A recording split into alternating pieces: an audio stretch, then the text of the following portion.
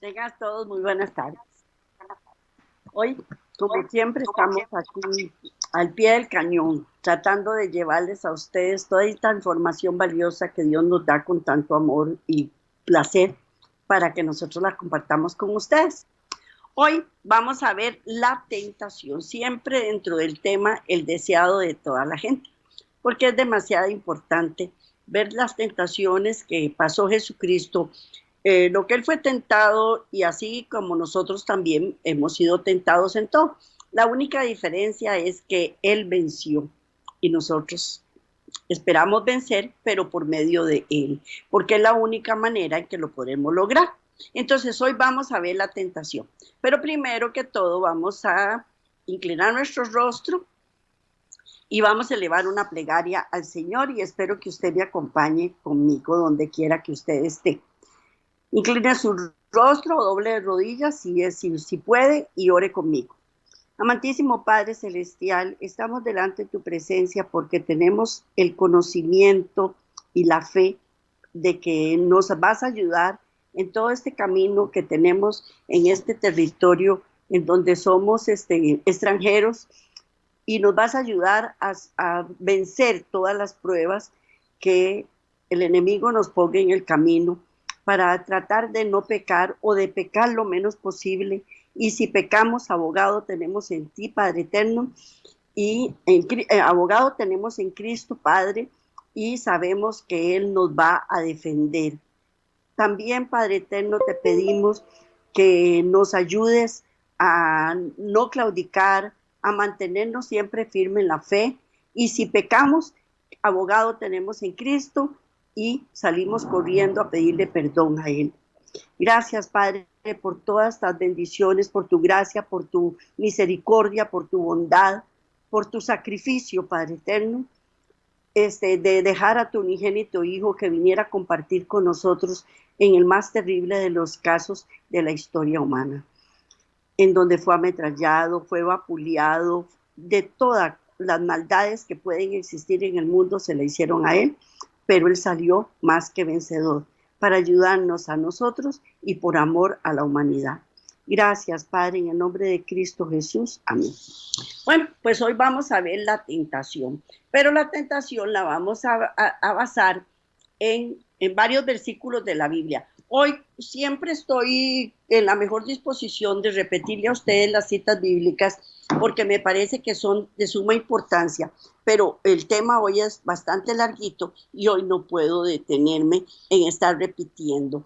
Así es que vamos a leer Mateo 4, versículos del 1 al 4. Primero que todo. Entonces Jesús fue llevado por el Espíritu al desierto para ser tentado por el diablo. Y después de haber ayunado 40 días y 40 noches, tuvo hambre. Y vino a él el tentador y le dijo: si eres hijo de Dios, di a estas piedras que se conviertan en pan. Mateo 4, del 5 al 6, dice así. Mateo 4, del 5 al 6. Él respondió y dijo: escrito está, no solo de pan vivirá el hombre, sino de toda palabra que sale de la boca de Dios. Entonces el diablo le llevó a la santa ciudad y le puso sobre el pináculo del templo y le dijo: si eres hijo de Dios, échate abajo, porque escrito está: a sus ángeles mandará cerca de ti, y en sus manos te sostendrán, para que no tropieces con tu pie en piedra. Mateo 4, del 7 al 11. Mateo 4, del 7 al 11. Jesús le dijo: escrito está también: no tentarás al Señor tu Dios. Otra vez le llevó el diablo a un monte muy alto y le mostró todos los reinos del mundo y la gloria de ellos, y le dijo: todo esto te daré si postrado me adorases. Entonces Jesús le dijo: vete, Satanás, escrito está: al Señor tu Dios adorarás y a Él solo servirás. El diablo entonces le dejó, y aquí que vinieron los ángeles y le servían. Vamos a leer también un versículo de Marcos y de Lucas, aunque es repetido, pero siempre hay algún detallito que es diferente. Vamos a leer Marcos 12:12. Dice así: y procuraban prenderle porque entendían que decía contra ellos aquella parábola, pero temían a la multitud y dejándole se fueron. Lucas, vamos con Lucas 4, del 1 al 2. Dice: Jesús, lleno del Espíritu, volvió del Jordán y fue llevado por el Espíritu al desierto por 40 días, y era tentado por el diablo y no comió nada en aquellos días, pasados los cuales tuvo hambre. Entonces el diablo le dijo: si eres hijo de Dios, di estas piedras que se conviertan en pan. Lucas 4, versículos del 3 al 6. Jesús respondiéndole le dijo: escrito está: no solo de pan vivirá el hombre, sino de toda palabra de Dios. Y le llevó el diablo a un alto monte y le mostró en un momento todos los reinos de la tierra. Y le dijo al diablo: a ti te daré toda esta potestad y la gloria de ellos, porque a mí me ha sido entregada, y a quien quiero la doy. Lucas 4, del 7 al 10. Dice: si tú postrado me adorares, todos serán tuyos. Respondiendo Jesús le dijo: vete de mí, Satanás, porque escrito está: al Señor tu Dios adorarás y a Él solo servirás. Y le llevó a Jerusalén y le puso sobre el pináculo del templo y le dijo: si eres hijo de Dios, échate de aquí abajo, porque escrito está: a sus ángeles mandará cerca de ti que te guarden. Y Lucas 4, del 11 al 13, y en las manos te sostendrán para que no tropieces con tu pie en piedra. Respondiendo Jesús le dijo: dicho está: no tentarás al Señor tu Dios. Y cuando el diablo hubo acabado toda la tentación, se apartó de él por un tiempo. Estos versículos son de suma importancia porque en base a esto vamos a desarrollar el tema. Jesús, lleno del Espíritu Santo, volvió al Jordán y fue llevado por espíritu al desierto, y las palabras de Marcos son aún más significativas. Y luego el Espíritu lo impele al desierto, y estuvo allí en el desierto 40 días, y era tentado de Satanás, y estaba allí con las fieras, y no comió nada en aquellos días.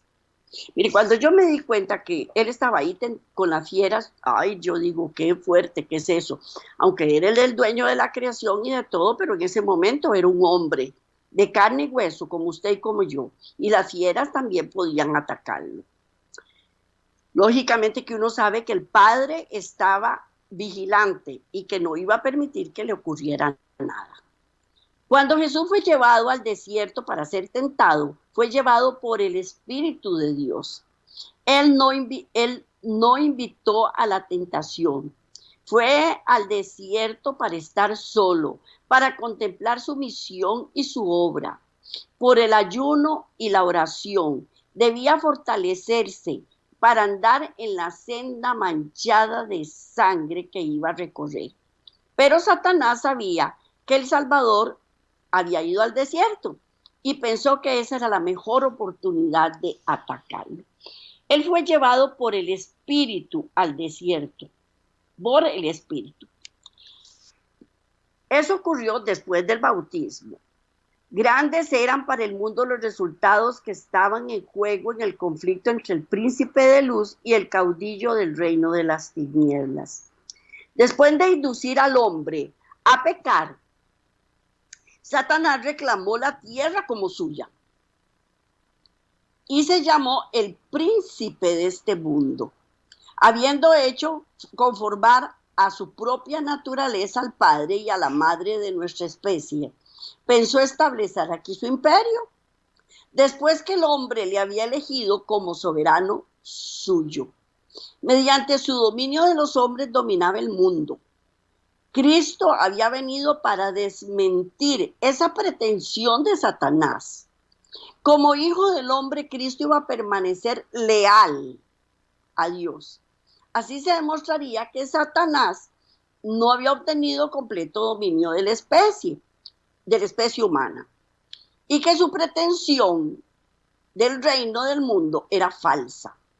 Todos los que deseen liberación de su poder podrían ser librados. El dominio que Adán había perdido por causa del pecado sería recuperado. Recordemos un poquito que Adán y Eva, cuando pecaron, perdieron el dominio de la tierra, y que el diablo estuvo inmediatamente listo para aprovecharse de esa situación y decir que todo era de él. Pero nosotros sabemos que, si bien es cierto, Adán y Eva estaban gobernando la tierra en ese momento cuando ellos estuvieron en el Edén, era a través de Cristo Jesús. No era que ellos eran los dueños de la tierra y que Cristo no tenía nada que ver en eso. Desde el anuncio hecho a la serpiente en el Edén, vamos a ver qué es lo que le dice la serpiente en el Edén. Y vamos a leer Génesis 3:15. Génesis 3:15, que dice así. Dice así, Génesis 3:15, y pondré enemistad entre ti y la mujer, entre tu simiente y la simiente suya. Esta te herirá en la cabeza y tú le herirás en el calcañar. Y tú le herirás en el calcañar. Ese versículo es demasiado importante también. Satanás sabía que no ejercía un dominio absoluto sobre el mundo. Veía en los hombres la obra de un poder que resistía a su autoridad. Con intenso interés, consideró los sacrificios ofrecidos por Adán y Eva y sus hijos. En esta ceremonia discernía el símbolo de la comunión entre la tierra y el cielo. Se dedicó a interceptar esa comunión, a traer por tierra esos sacrificios, esa unión entre Adán y el cielo. Él no la podía permitir y representó falsamente a Dios, así como los ritos que señalaban al Salvador. Los hombres fueron inducidos a temer a Dios como un ser que se deleita en la destrucción. Los sacrificios que debían revelar su amor eran ofrecidos únicamente para apaciguar su ira. Satanás excitaba las malas pasiones de los hombres a fin de asegurar su dominio sobre ellos. ¿Cómo fue dada la palabra escrita de Dios? Satanás estudió las profecías del advenimiento del Salvador. Él es un falsificador por excelencia. Entonces, cuando vio que Adán y Eva hacían todos estos ritos para agradar a Dios, él se dedicó a prostituirlos y a crear otros sacrificios a ídolos, pero que estaban muy lejos de lo que representaban los sacrificios que hacían Adán y Eva.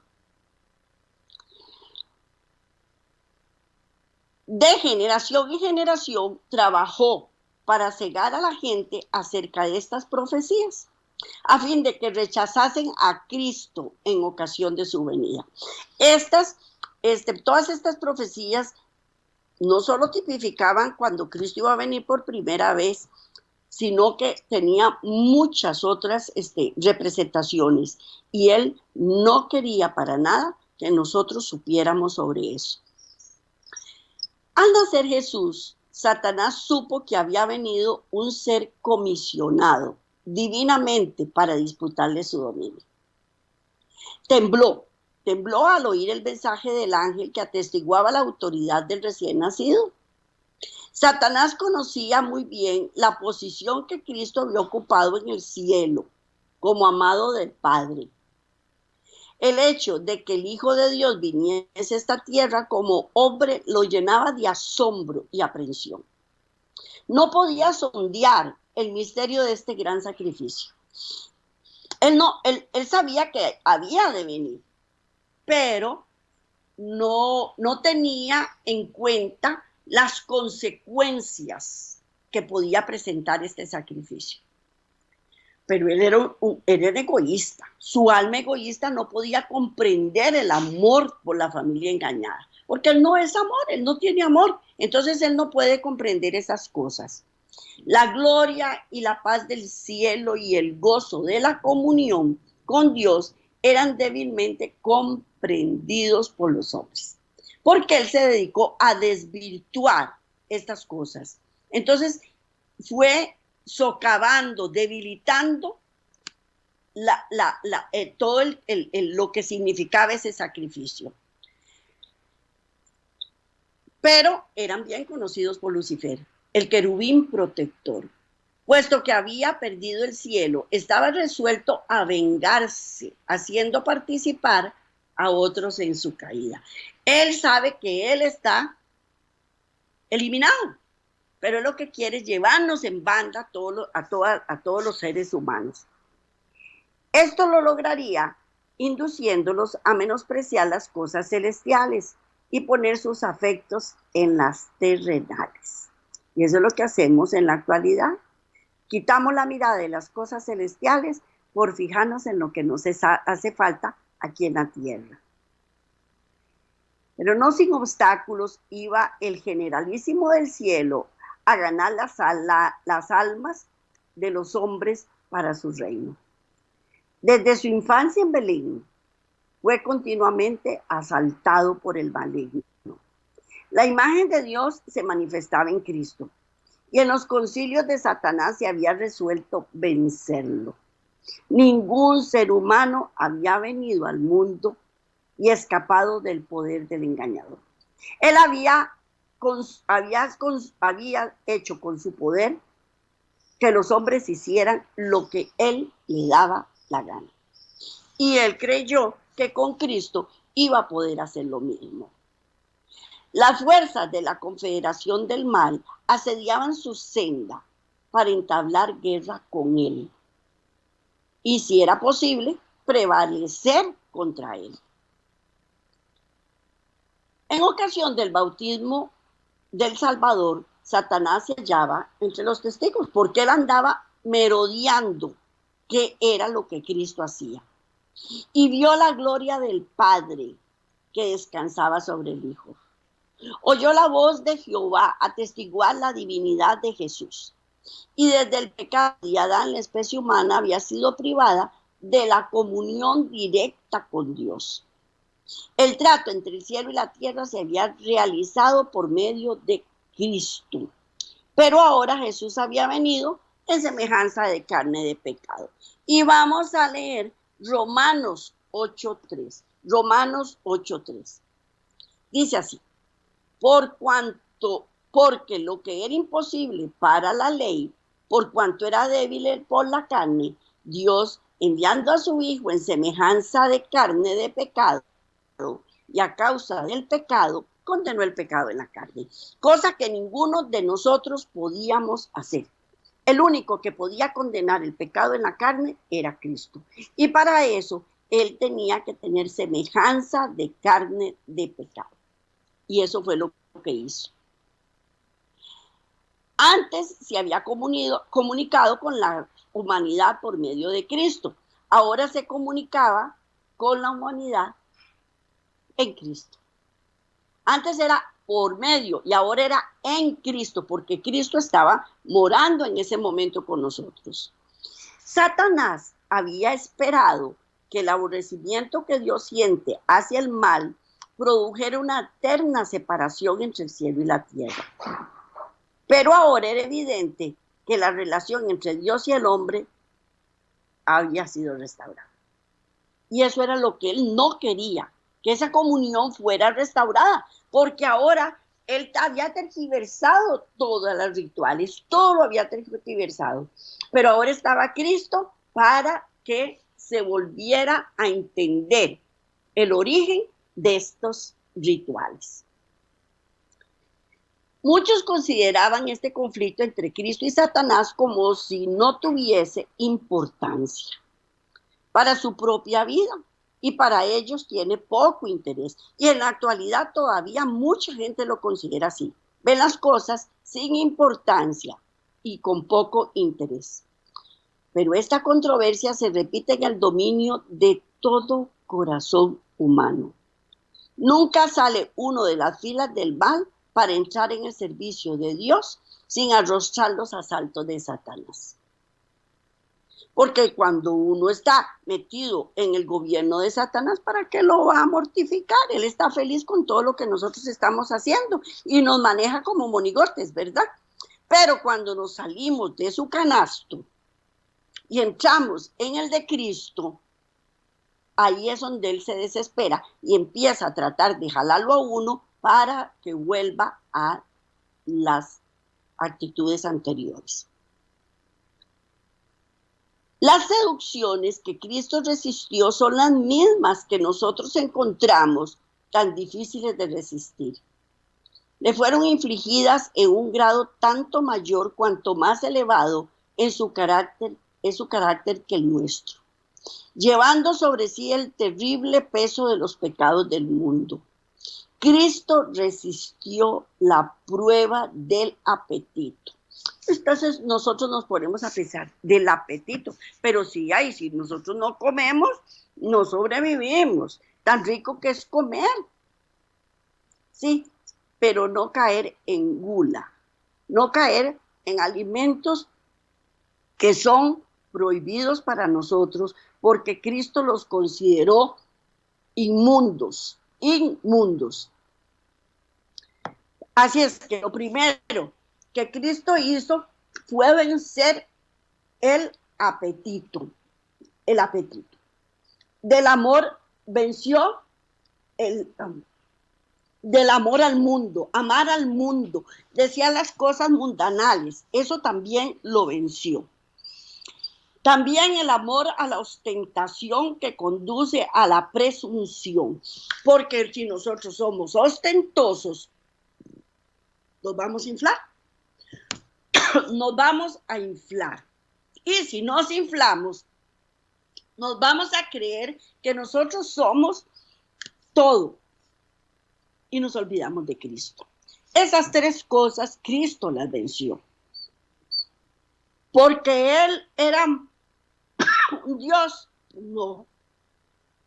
Por amor a ti y a mí. Por eso lo hizo. Y para demostrarnos que nosotros sí lo podíamos hacer. Y estas fueron las tentaciones que vencieron a Adán y a Eva. Ellos no las vencieron. Las tentaciones las vencieron a ellos.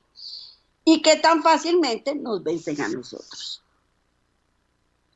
Satanás había señalado el pecado de Adán como prueba de que la ley de Dios era injusta y que no podía ser acatada. En nuestra humanidad, Cristo había de resarcir el fracaso de Adán. Él tenía que venir a vencer la prueba, a vencer la tentación, a vencer el pecado, cosa que Adán no pudo hacer.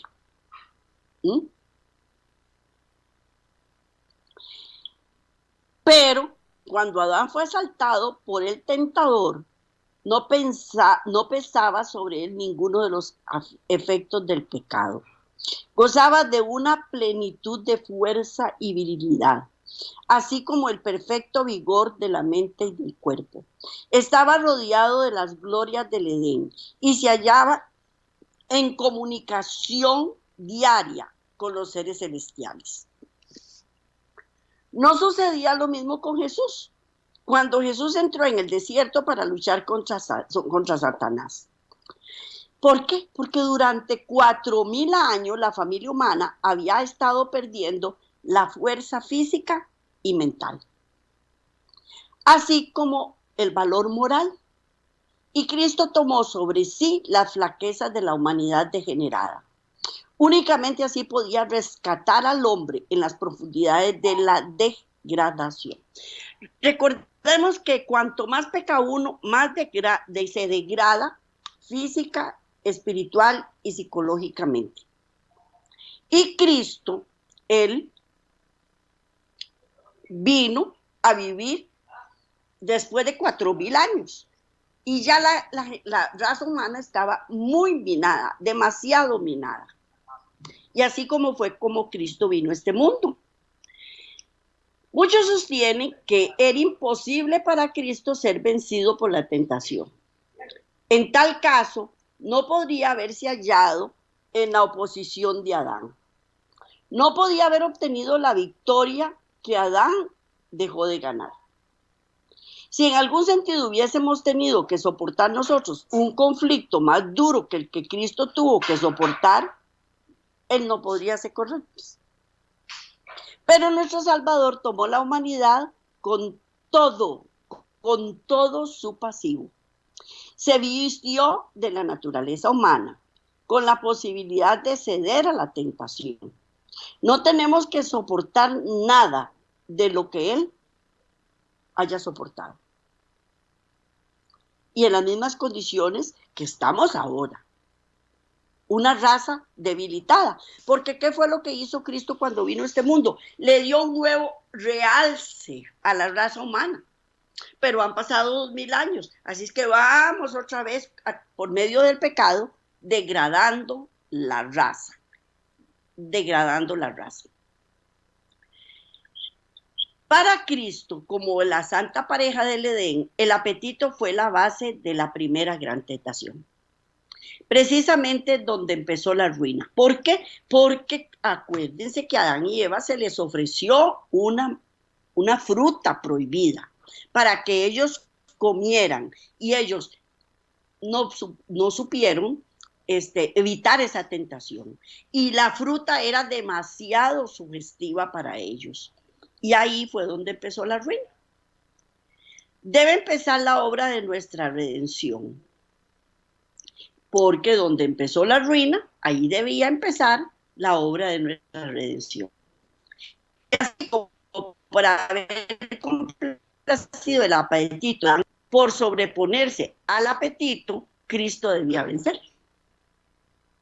Adán no sucumbió a la tentación, Cristo no. Entonces ya en eso, ya estaba empezando el camino de la redención. Y habiendo ayunado 40 días y 40 noches, porque Adán y Eva no habían ayunado, ellos estaban bien satisfechos con las comidas que podían comer, pero Cristo había ayunado 40 días y 40 noches. Y tuvo hambre. Bueno, yo le digo sinceramente, más de un día no lo logro. Más de un día de estar en ayunas no lo logro. Ahora imagínense lo que es estar 40 días y 40 noches sin probar bocado. Claro, Satanás vio la posibilidad y dijo, aquí están, lo venzo porque lo venzo. Y llegó y le dijo, si eres hijo de Dios, di a estas piedras que se hagan pan. Mas él respondió y dijo, escrito está, no solo de pan vivirá el hombre, mas de toda palabra que sale de la boca de Dios. Desde el tiempo de Adán hasta el de Cristo, la complacencia de los deseos propios había aumentado el poder de los apetitos y pasiones, hasta que tenía un dominio casi ilimitado. Y eso es lo que estamos viviendo en la actualidad. Comemos, comemos y comemos. Que comamos pancitos, que comamos pasta, que comamos vegetales, que comamos y comamos y comamos y comamos. Y no hacemos tregua. Alimentamos la gula y es ilimitado. Así los hombres se habían degradado y degenerado por sí mismos. ¿Por qué? Porque si uno no puede vencer el apetito, no puede vencer nada. no puede vencer el carácter, no puede vencer absolutamente nada. Entonces, y por sí mismo no podían vencer los hombres. Cristo venció en favor del hombre, soportando la más severa prueba. Ustedes se pueden imaginar, después de 40 días y 40 noches, que Satanás le presente unas piedras que se parecen a un pan. Y me imagino que hasta seguro les puso olorcito artificial para que se vieran y olieran más sugestivas y que Cristo las rechazara.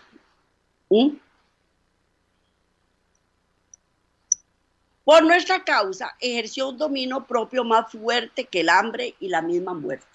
Por amor a usted y a mí, el deseo de amarnos, de querernos, de rescatarnos, de salvarnos, fue más fuerte que el hambre que él tenía en ese día.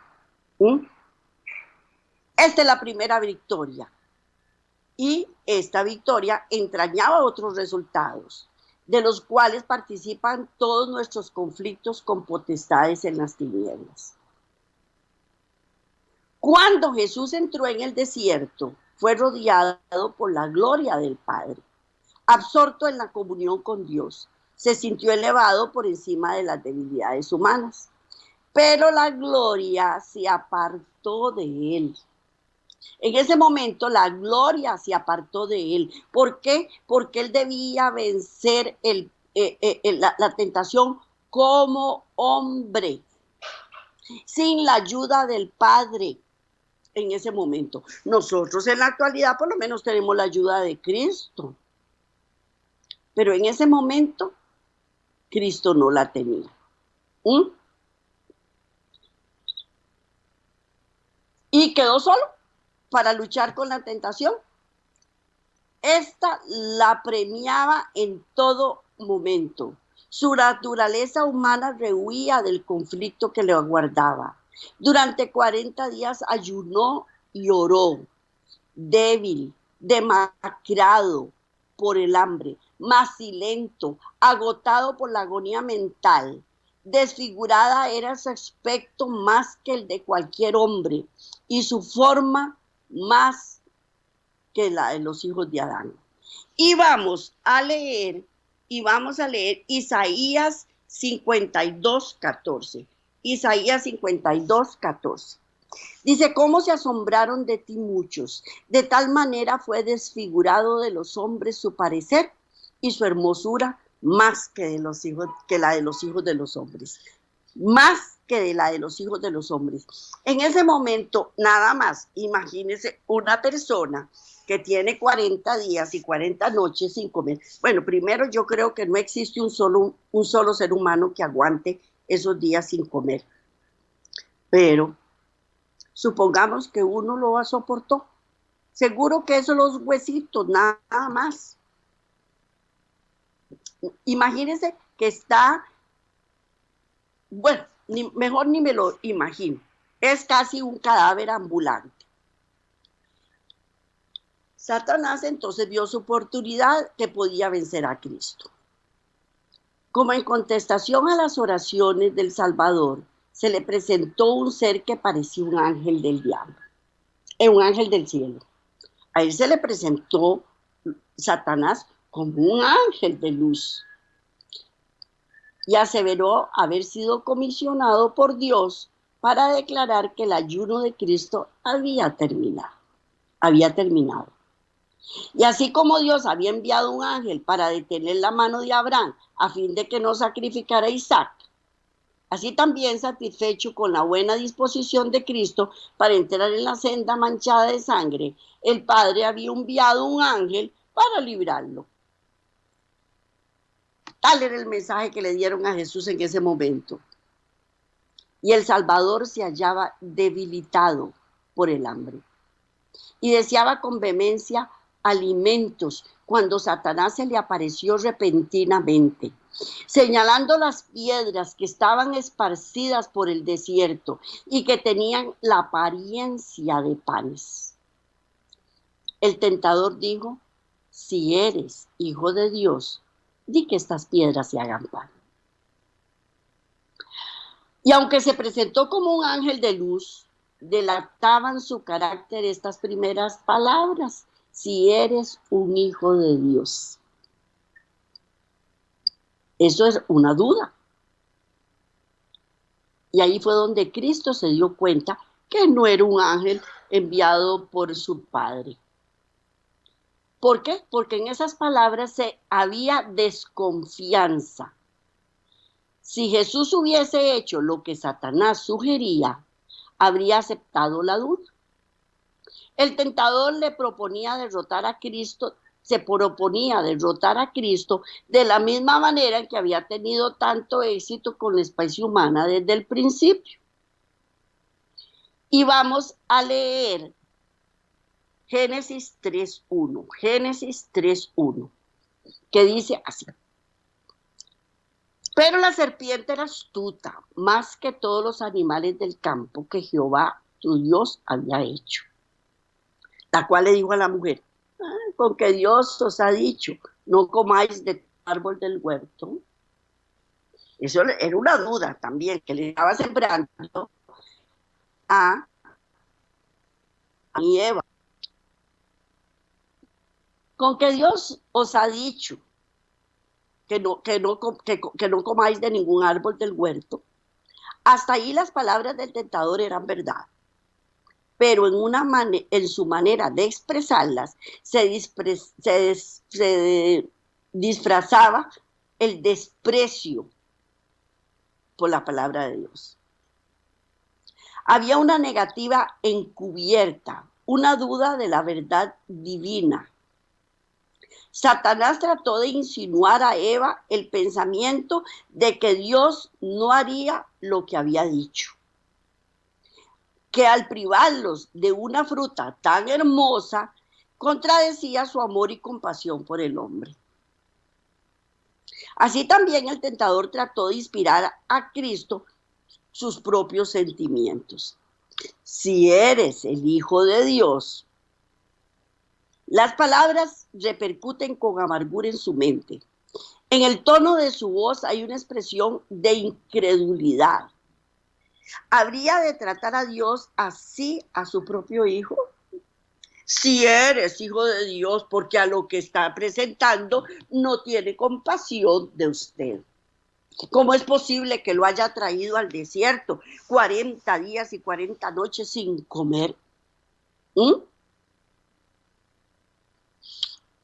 Así es que él lo que estaba haciendo era sembrando la duda en Cristo, en Cristo. Dios no era capaz de tratar a su hijo así. Lo dejaría en el desierto con las fieras, sin alimento, sin compañía y sin consuelo. Le insinúa que Dios nunca quiso que su hijo estuviese en ese estado. Si eres hijo de Dios, muéstrame tu poder aliviándote a ti mismo de ese hambre apremiante. Ordena que esas piedras se transformen en pan. Las palabras del cielo: este es mi hijo amado, en el cual tengo contentamiento. Y vamos a leer Mateo 3:17. Mateo 3:17, que dice así: y hubo una voz de los cielos que decía: este es mi hijo amado, en quien tengo complacencia. En quien tengo complacencia. Esas palabras todavía sonaban en la mente de Cristo, en la mente de Cristo.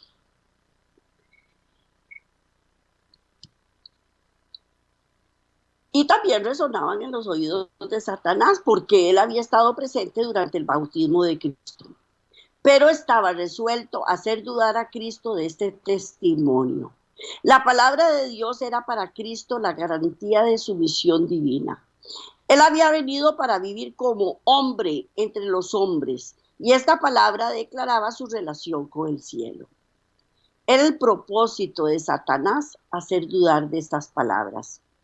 Si la confianza en Dios de Cristo podía ser quebrantada, Satanás sabía que obtendría la victoria en todo el conflicto.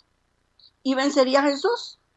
Esperaba que bajo el imperio de la desesperación y el hambre extrema, Cristo perdería la fe en su Padre y obraría un milagro en su propio favor. Si lo hubiera hecho, habría malogrado el plan de salvación. El plan de salvación.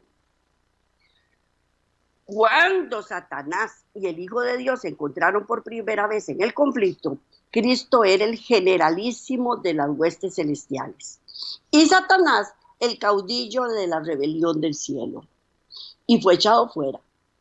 Ahora su condición está aparentemente invertida. Satanás se aprovecha de su supuesta ventaja. Era uno de los ángeles más poderosos, dijo, ha sido desterrado del cielo. El aspecto de Jesús indica que Él es aquel ángel caído, abandonado de Dios y de los hombres. Un ser divino podría sostener su pretensión realizando un milagro. Si eres hijo de Dios, di que estas piedras se hagan pan. Un acto tal de poder creador insistía el tentador en evidencia concluyente de su divinidad y pondría término a las controversias.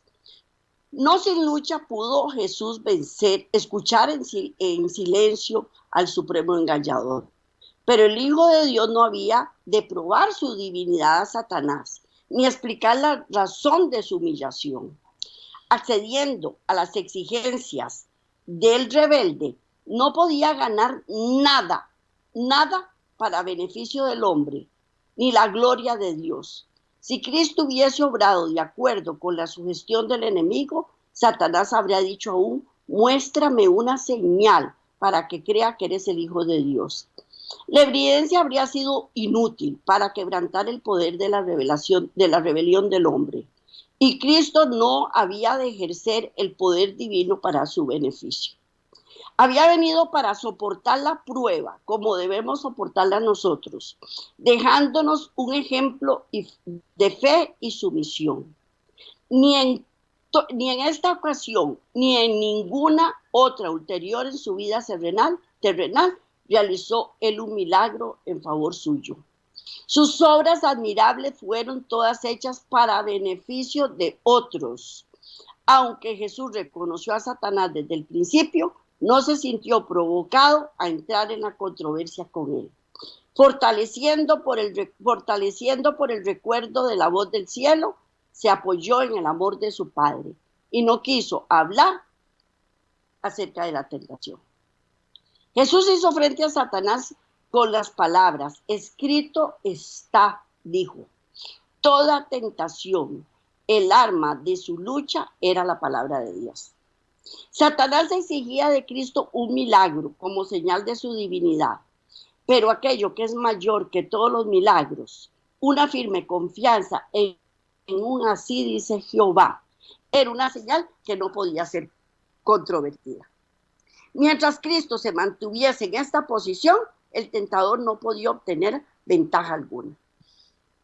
Fue en el tiempo de la mayor debilidad cuando Cristo fue asaltado por la tentación más fiera. Así Satanás pensaba prevalecer. Por este método había obtenido la victoria sobre los hombres. Cuando faltaba la fuerza y la voluntad cuando falta la fuerza y la debilidad y la voluntad se debilita y la fe deja de reposar en Dios, entonces los que habían luchado valientemente por lo recto durante mucho tiempo van a ser vencidos. Moisés se hallaba cansado por los 40 años de peregrinación de Israel, cuando su fe de asirse momentáneamente del poder infinito fracasó en los mismos límites de la tierra prometida. Así también sucedió con Elías, que había permanecido indómito delante del rey Acab y había hecho frente de toda la nación de Israel, encabezada por los 450 profetas de Baal. Después de aquel terrible día pasado sobre el Carmelo, cuando se había dado muerte a los falsos profetas y el pueblo había declarado su fidelidad a Dios, Elías huyó para salvar su vida ante las amenazas de la idólatra Jezabel. Así se había aprovechado Satanás de la debilidad de la humanidad y aún sigue hoy obrando de la misma manera. Siempre que una persona esté rodeada de nubes, se halle perpleja por la circunstancia o afligida por la pobreza o la angustia, Satanás está listo para tentarla y molestarla. Ataca los puntos débiles de nuestro carácter. Trata de destruir nuestra confianza en Dios porque Él permite que exista tal estado de cosas. Nos vemos tentados a desconfiar de Dios y a poner en duda su amor. Muchas veces el tentador viene a nosotros como preceptó a Cristo, desplegando delante de nosotros nuestras debilidades y flaquezas. Espera desalentar el alma y quebrantar nuestra confianza en Dios. Entonces está seguro de su presa. Si nosotros le hiciéramos frente como lo hizo Jesús, evitaríamos muchas derrotas. Hablando con el enemigo, le damos ventaja. Cristo dijo al tentador, no solo de pan vivirá el hombre, mas con toda la palabra que sale de la boca. Y repitió las palabras que más de 14 siglos atrás había dicho a Israel. Acuérdate. Bueno, vamos a leerlo en Deuteronomio 8 del 2 al 3.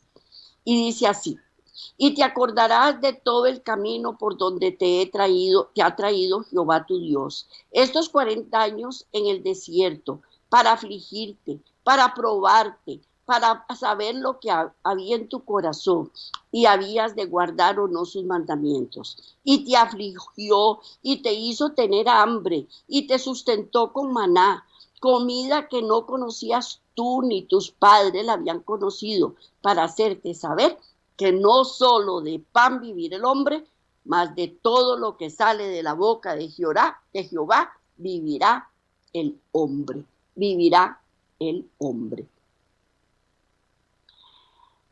En el desierto, cuando todos los medios de sustento se habían agotado, Dios envió a su pueblo maná del cielo.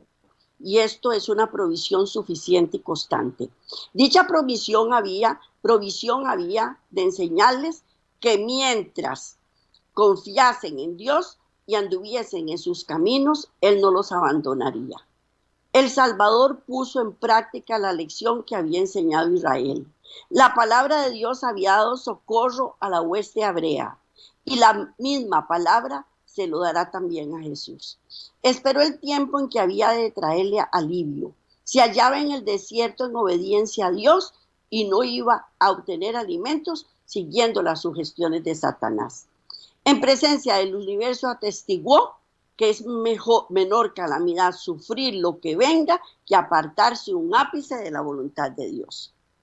Muchas veces el que sigue a Cristo se ha colocado en donde no puede servir a Dios y llevar adelante sus empresas mundanales. Tal vez le parezca que la obediencia a algunos requerimientos de Dios le privará de en medio de sostén. Satanás quisiera hacerle creer que debe sacrificar las convicciones de su conciencia, pero lo único en que podemos confiar en este mundo es la palabra de Dios. Leamos el versículo que sigue, que es Mateo 6:33, que dice, mas buscad primeramente el reino de Dios y su justicia, y todas las cosas os serán añadidas. Aún en esta vida no puede beneficiarnos el apartarnos de la voluntad de nuestro Padre. Cuando aprendemos a conocer el poder de su palabra, no seguiremos las sugestiones de Satanás para obtener alimento o salvar nuestra vida.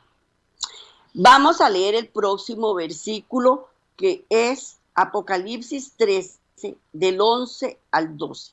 Después vi otra bestia que salía de la tierra y tenía 2 cuernos semejantes a los de un dragón, a los de un cordero, pero hablaba como dragón.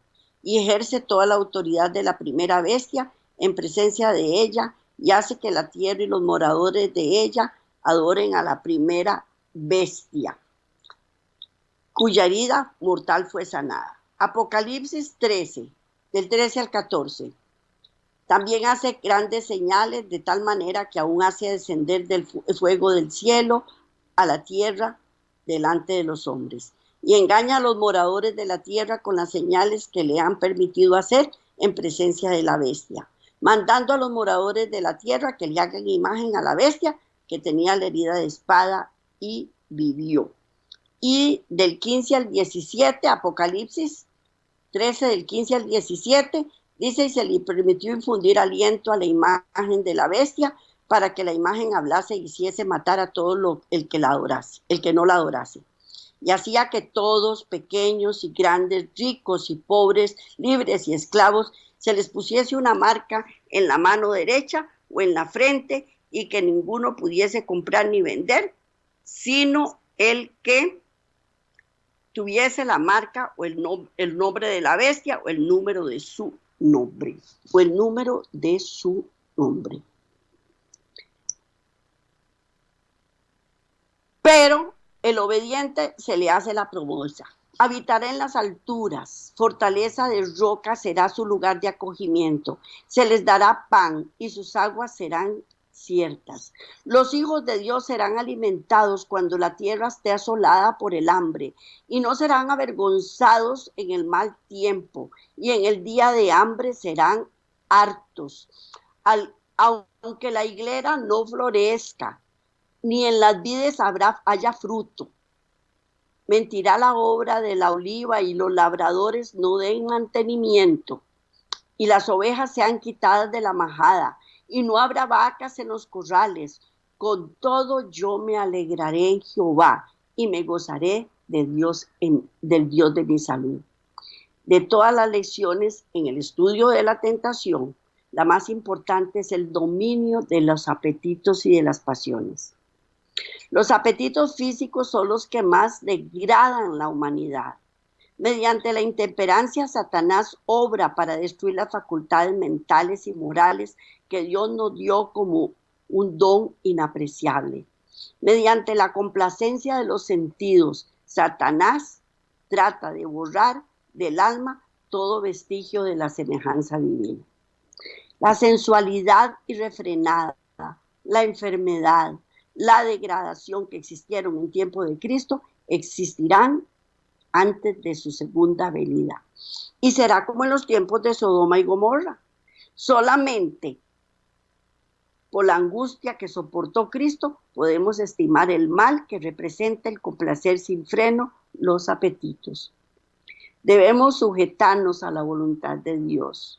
Satanás nos presentará tentaciones, aprovechándose de nuestras debilidades hereditarias mediante falsas insinuaciones. Nos hará desconfiar de Dios también, pero Dios preparó el camino. Hay una serie de versículos que quisiera leer. Les voy a leerle unos cuantos hasta que ya me paren, porque ya se terminó el tiempo. Vamos a leer Isaías 33, 16. Este habitará en las alturas, fortaleza de roca será su lugar de refugio. Se le dará su pan y sus aguas serán seguras.